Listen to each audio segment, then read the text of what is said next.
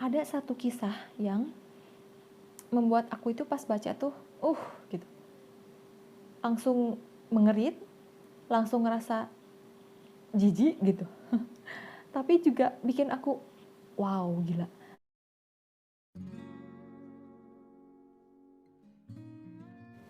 Hai, Assalamualaikum. Sesuai janji aku di video sebelumnya, yang video unboxing itu, jadi kali ini aku akan mereview bukunya Tetsuko Kuroyanagi yang berjudul Toto-chan Gadis Cilik di Jendela. Tapi sebelum masuk ke review bukunya, silahkan klik dulu tombol subscribe-nya biar aku tambah semangat dan juga tetap bahagia buat bikin video-video baru yang lainnya yang mudah-mudahan bisa memberikan manfaat buat kita semuanya. Kalau udah subscribe-nya? Oke, kita langsung bahas aja bukunya. Oke. Jadi, buku berjudul Toto-chan Gadis Cilik di Jendela karya Tetsuko Kuroyanagi ini merupakan buku berdasarkan kisah nyata sang penulis. Buku yang berasal dari Jepang, berbahasa Jepang yang kini sudah diterjemahkan ke dalam 35 bahasa.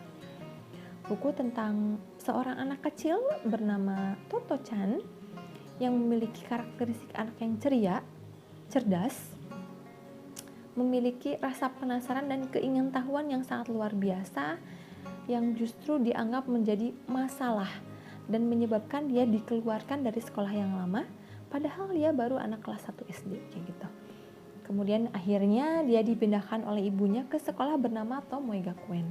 Nah, di sekolah inilah kisah-kisah yang seru, yang memiliki nilai-nilai kehidupan yang sangat luar biasa itu diceritakan di Tomoe Gakuen melalui buku-buku itu kayak gitu ya. Nah, Tomoe Gakuen ini merupakan sekolah yang unik, yang lain daripada yang lain. Ketika sekolah lain mempunyai urutan tetap tentang urutan jadwal pelajaran, tidak dengan Tomoe Gakuen. Di Tomoe, setiap anak diberi kebebasan untuk memulai pelajaran apapun yang paling mereka minati gitu. Misalkan anak-anak yang suka fisika, mereka belajar fisika duluan. Ada yang belajar matematika duluan, ada yang belajar bahasa Inggris duluan. Nah, ketika ada yang tidak mereka pahami, dia bisa langsung menghampiri gurunya dan bertanya atau meminta gurunya menghampirinya untuk menanyakan materi yang tidak mereka pahami. Jadi gurunya cukup memberikan tugas-tugas di setiap mata pelajaran dalam hari itu yang harus mereka selesaikan, tapi dibebaskan untuk mendahulukan apapun pelajaran yang mereka sukai kayak gitu. Kemudian di Tomoe, ketika di sekolah lain anak-anak belajar di ruang kelas, tapi di Tomoe Gakuen anak-anak belajar di ruang kelas yang terbuat dari gerbong kereta kayak gitu. Itu juga yang membuat Toto-chan sangat excited ketika melihat Tomoe Gakuen di hari pertama sekolahnya. Membuat Toto-chan dan juga anak-anak lain sangat kerasan dan juga betah belajar di Tomoe Gakuen. Juga karena ada sosok Tuan Sosaku Kobayashi yang merupakan pendiri dari Tomoe Gakuen dan juga kepala sekolah di sekolah tersebut yang memiliki kecintaan yang sangat luar biasa terhadap anak-anak dan dunia anak-anak dan juga memiliki kecintaan di dunia musik. Tuan Sosaku Kobayashi ini menyusun materi dan kurikulum yang membuat anak-anak itu tidak terkekang, yang membuat anak-anak itu dengan sangat bahagia dan sukarela mempelajari apapun yang sudah ada di Tomoe Gakuen. Tidak hanya pelajaran-pelajaran umum yang diajarkan, tapi juga berbagai macam nilai-nilai kehidupan dicoba ditanamkan oleh Tuan Sosaku Kobayashi di Tomoe Gakuen. Salah satu nilai-nilai kehidupan yang coba ditanamkan itu adalah nilai tanggung jawab. Juga mencoba menanamkan rasa kepercayaan diri kepada anak. Ada satu kisah yang membuat aku itu pas baca tuh, gitu. Langsung mengerit, langsung ngerasa jijik gitu. Tapi juga bikin aku, wow, gila. Kagum banget sama sosok Kobayashi, Tuan Kobayashi ini gitu. Jadi ceritanya itu, pada suatu ketika, Toto-chan yang punya dompet kesayangan berwarna merah itu pergi ke toilet. Dia itu punya kebiasaan kalau masuk ke toilet suka ngintip lubang bawah toiletnya, jadi nunduk gitu, nunduk. Akhirnya membuat dompet yang ada di sakunya itu jatuh ke lubang toilet. Toto-chan nggak mau dong dompet kesukaannya masuk ke situ gitu, pengen dompetnya tuh kembali, pengen ngambil lagi dompet kesayangan itu. Akhirnya dia berusaha keras ngambil peralatan yang ada di gudang sekolah, nyari peralatan buat mengeduk isi tangki kotoran yang ada di sekolah tersebut. Jadi dia tuh pergi nyari tangki kotorannya, tangki pembuangan toiletnya itu. Dia mengeduk semua isi tangki kotoran tersebut demi mencari dompet kesayangan itu.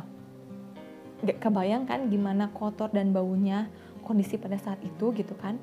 Kalau kita sebagai orang dewasa pasti lihat itu tuh langsung, ih apa sih gitu, kotor, jijik gitu, bau, ngapain, kamu lagi ngapain, mau aku bantuin nggak, kamu nyari apa gitu kan. Reaksinya kurang lebih bakal seperti itu gitu kan, ngomelin, marahin, atau mungkin juga menawarkan bantuan kepada Toto-chan untuk mencari dompetnya itu. Tapi ternyata enggak sama Tuan Susaku Kobayashi.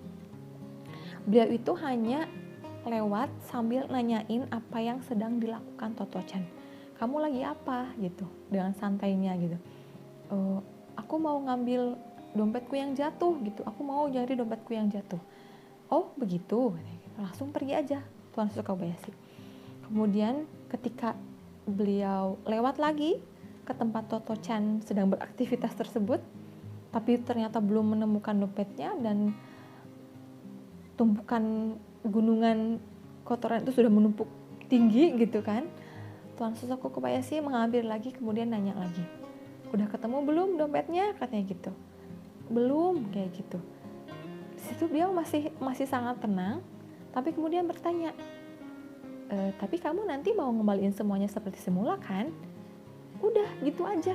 Tapi karena sikapnya yang tenang, memberikan kepercayaan kepada Toto-chan, memberikan kesempatan kepada Toto-chan untuk mempertanggungjawabkan apa yang sudah dia lakukan, membuat Toto-chan merasa puas dengan upaya maksimal yang sudah dia lakukan meskipun dia tidak menemukan dompetnya. Tapi juga menumbuhkan rasa tanggung jawab pada diri Toto-chan untuk oke nih, aku udah ngeluarin semua kotoran ini, berarti aku harus ngembaliin semuanya, harus bersihin semuanya lagi, kayak gitu. Itu salah satu kisah yang gila, berkesan banget buat aku. Dan juga masih banyak pelajaran-pelajaran atau nilai-nilai kehidupan lain yang ditanamkan sama Tuan Susaku Kobayashi gitu kan. Sekolah Tomoe ini kalau bisa dibilang udah menerapkan kayak sekolah inklusif gitulah ya. Sekolah ini tuh menerima semua murid berbagai kalangan, berbagai kondisi gitu. Salah satunya ini Toto-chan yang di kemudian hari ternyata diketahui menurut para peneliti anak, Toto-chan ini memiliki memiliki kesulitan dalam belajar atau disebut dengan learning disabilities gitu. Dan juga Tomoe ini tuh gak cuma menerima Toto-chan yang juga dianggap nakal di sekolah sebelumnya, tapi juga menerima anak-anak lainnya yang dengan kondisi yang berbeda. Ada Yasuaki yang ternyata punya polio, ada Takahashi yang memiliki kelainan fisik dibanding dengan yang lainnya. Bahkan Tomoe menerima murid anak Amerika yang pada saat itu sudah bisa dipastikan tidak akan diterima di sekolah manapun. Karena waktu itu latarnya pada saat Perang Dunia Kedua di mana Amerika merupakan musuhnya Jepang. Tapi di Tomoe, anak itu diterima dengan sangat gembira, diterima dengan sangat antusias oleh guru bahkan oleh anak-anak di Tomoe Gakuen kayak gitu. Belajar selesai baca buku ini tuh membuat aku merasa lebih menghargai lagi apa yang sudah dicapai oleh anak-anak yang menurut kita seperti hal yang sepele, hal yang biasa, itu ternyata merupakan hal yang luar biasa bagi anak gitu. Jangan sampai kita sebagai orang dewasa memadamkan kegembiraan itu. Jangan sampai kita sebagai orang dewasa memadamkan rasa kepercayaan diri yang ada pada anak gitu kan. Nah, buku Toto-chan ini sebetulnya pernah aku baca pada saat aku masih SMA kalau nggak salah. Tapi kayak sepintas lalu, nggak ada yang nempel gitu di pikiran aku pada saat itu. Jadi cuma dibaca sepintas lalu aja. Yang terpikirkan aku pada saat itu hanya sebuah buku tentang seorang anak yang belajar di gerbong kereta. That's all. Gak ada pelajaran yang lain aku dapat pada saat itu gitu. Beda lagi sekarang setelah ketika aku punya anak, setelah aku lebih dewasa seperti sekarang itu, ternyata ketika didalami banyak sekali nilai-nilai pengajaran yang didapat dari buku Toto Chan itu gitu ya. Nah, aku awalnya awalnya itu aku bacanya seri yang ini nih, cerita bergambar Toto Chan. Tapi kemudian setelah baca buku ini aku makin penasaran dengan cerita Toto Chan, pengen tahu lebih detailnya lagi. Akhirnya aku belilah yang ini nih, Toto Chan yang edisi hardcover yang book paper gitu ya. Jadi bedanya itu kalau yang ini itu bukunya bergambar, lebih banyak gambarnya kayak gini. Isinya kurang lebih seperti ini.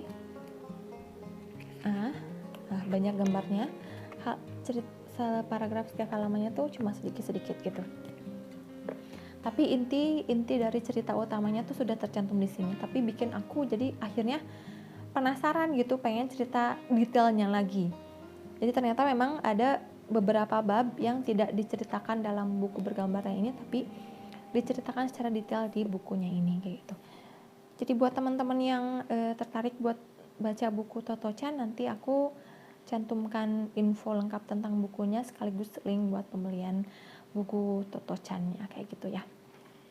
Jadi mungkin itu aja review tentang buku Toto Chan kali ini. Kalau misalkan suka sama videonya, silahkan klik jempol ke atasnya dan juga jangan lupa klik tombol subscribe-nya. Sampai jumpa lagi di video selanjutnya. Wassalamualaikum warahmatullahi wabarakatuh.